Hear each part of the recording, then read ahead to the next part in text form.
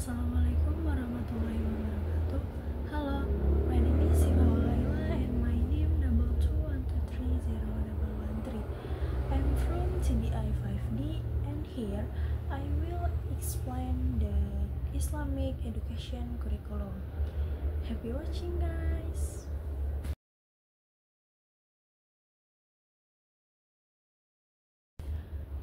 Oke, kurikulum pendidikan Islam. Pengertian dari kurikulum pendidikan Islam. Kurikulum dapat diartikan pula sebagai semua usaha lembaga pendidikan yang direncanakan untuk mencapai tujuan yang telah disepakati.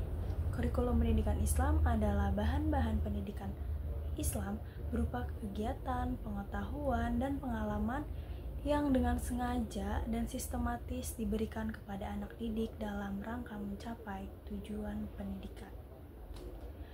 Untuk mencapai tujuan pendidikan Islam diperlukan adanya kurikulum yang sesuai dengan tujuan pendidikan Islam yang bersesuaian pula dengan tingkat usia, tingkat perkembangan, kejiwaan anak, dan kemampuan pelajar. Yang kedua adalah tujuan kurikulum pendidikan Islam. Tujuan utama dari kurikulum pendidikan Islam adalah membentuk individu yang beriman, bertakwa, berakhlak mulia, yang memiliki pengetahuan serta keterampilan yang bermanfaat bagi kehidupan dunia dan akhirat, serta dapat menanamkan kepercayaan dalam pemikiran hati generasi muda, pemulihan akhlak, dan membangun jiwa rohani. Ia juga bertujuan untuk memperoleh pengetahuan secara kontinu, gabungan dari pengetahuan dan kerja, kepercayaan dan akhlak, serta penerapan amalan teori dalam kehidupan sehari-hari.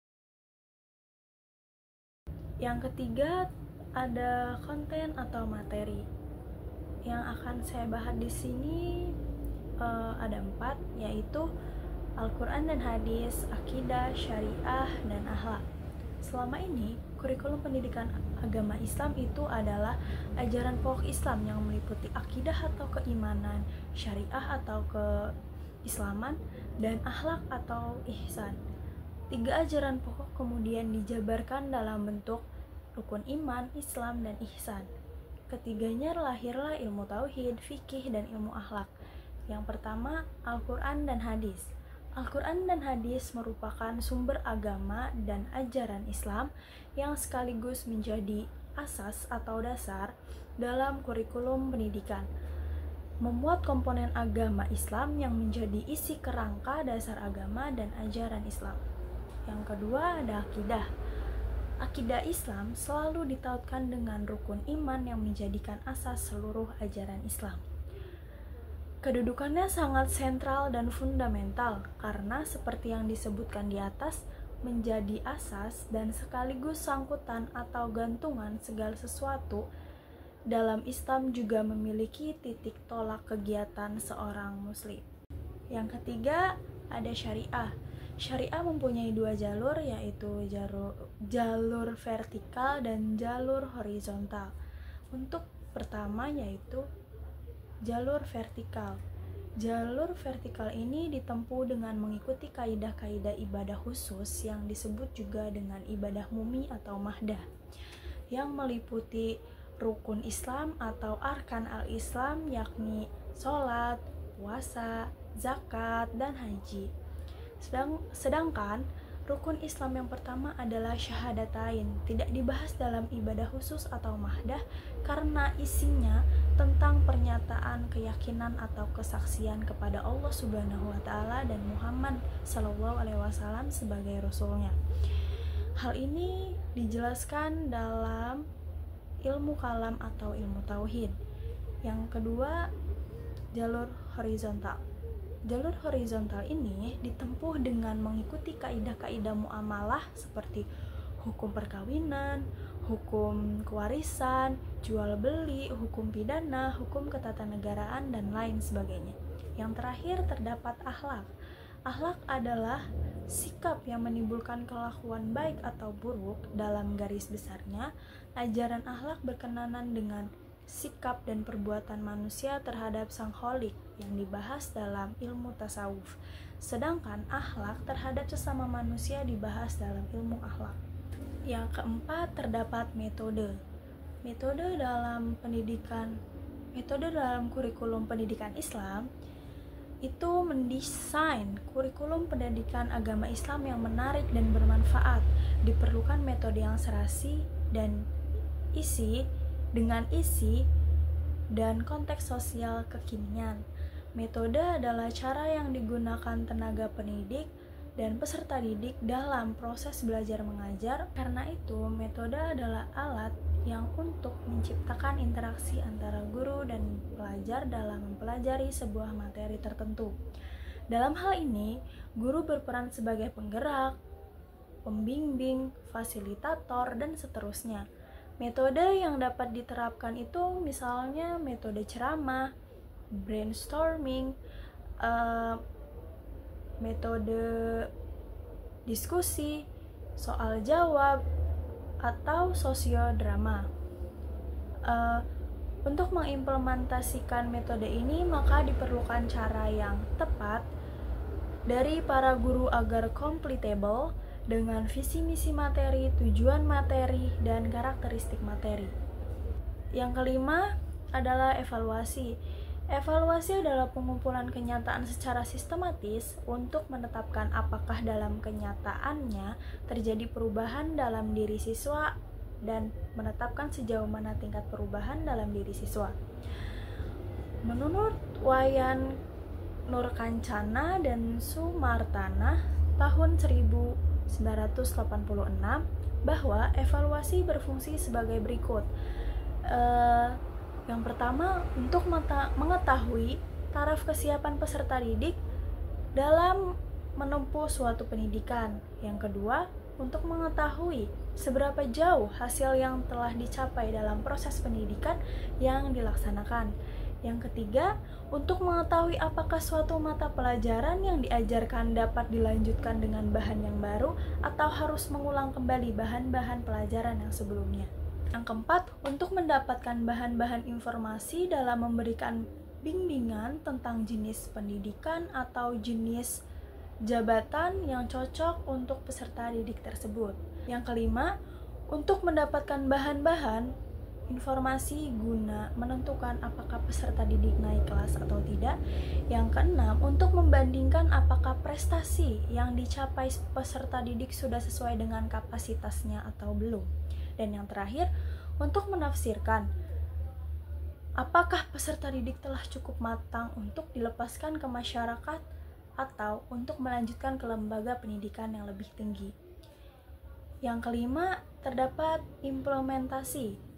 Implementasi dalam kurikulum pendidikan Islam ini diwujudkan dalam bentuk pengalaman belajar dengan prinsip-prinsip efektif untuk dikomunikasikan ke berbagai pihak seperti pimpinan sekolah, pendidik, pengawas sekolah, dan staf pendukung lainnya.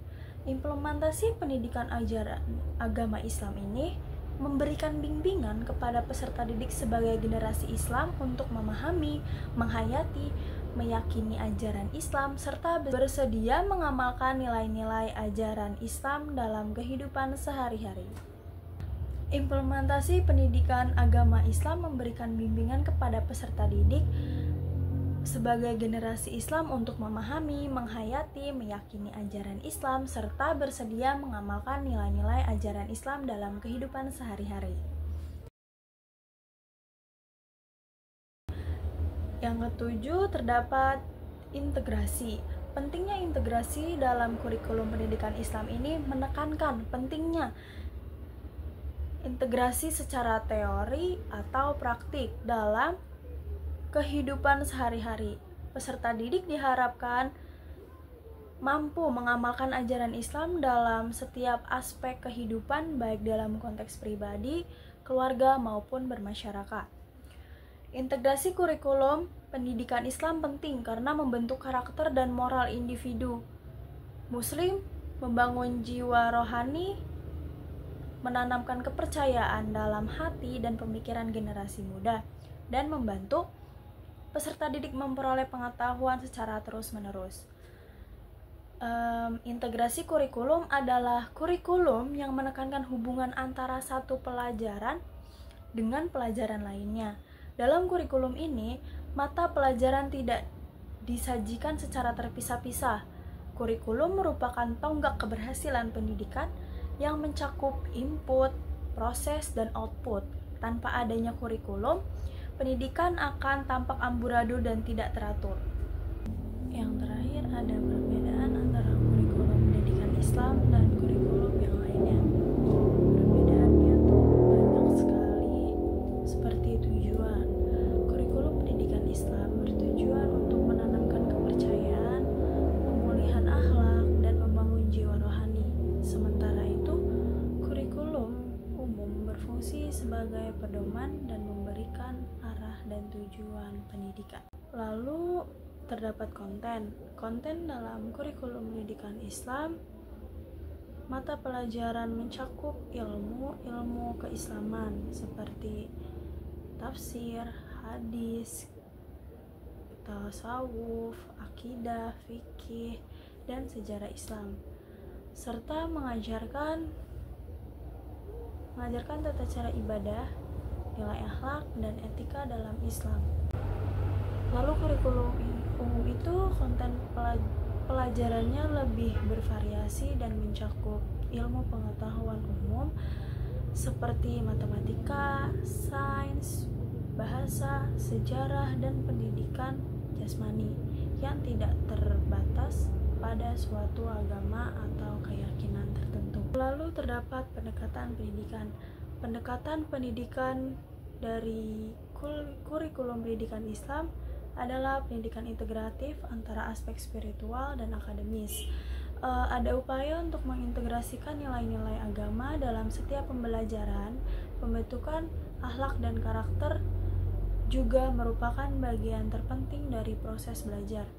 Lalu dalam kurikulum umum ini pendekatannya lebih ilmiah dan objektif, menggunakan metode empiris, logika, dan rasionalitas. Dalam proses pembelajaran, pengajaran lebih berorientasi pada fakta dan pengetahuan yang bisa diuji dan dibuktikan.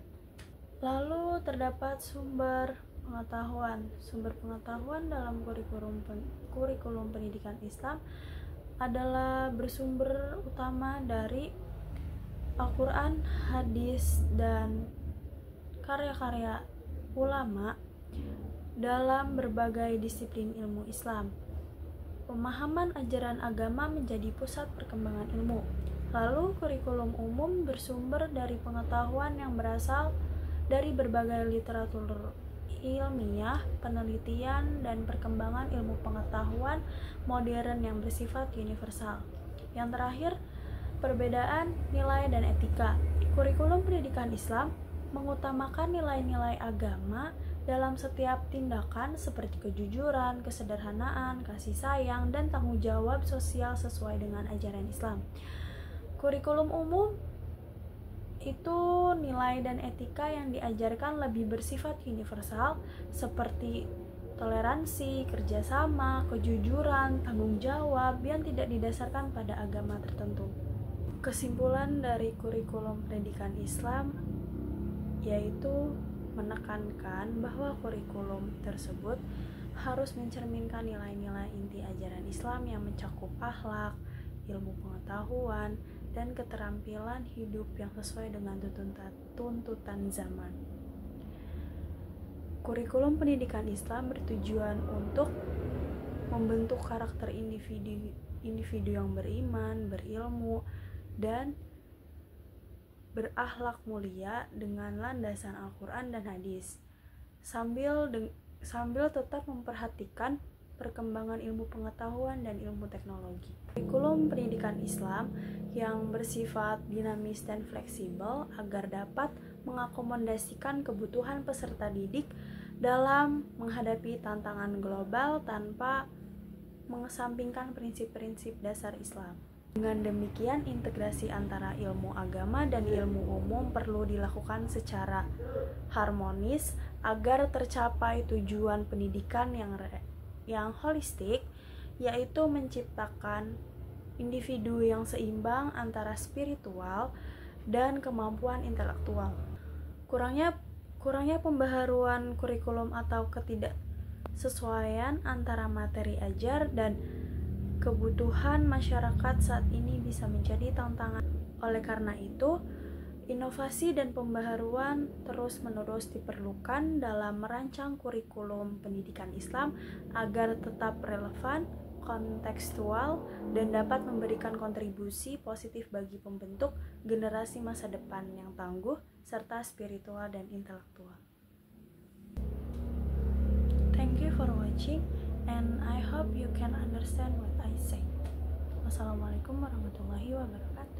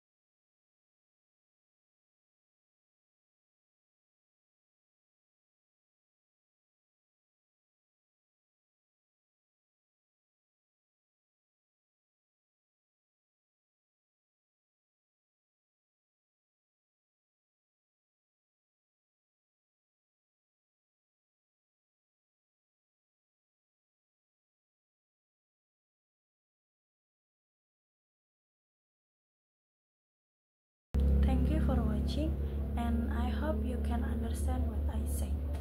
Wassalamualaikum warahmatullahi wabarakatuh.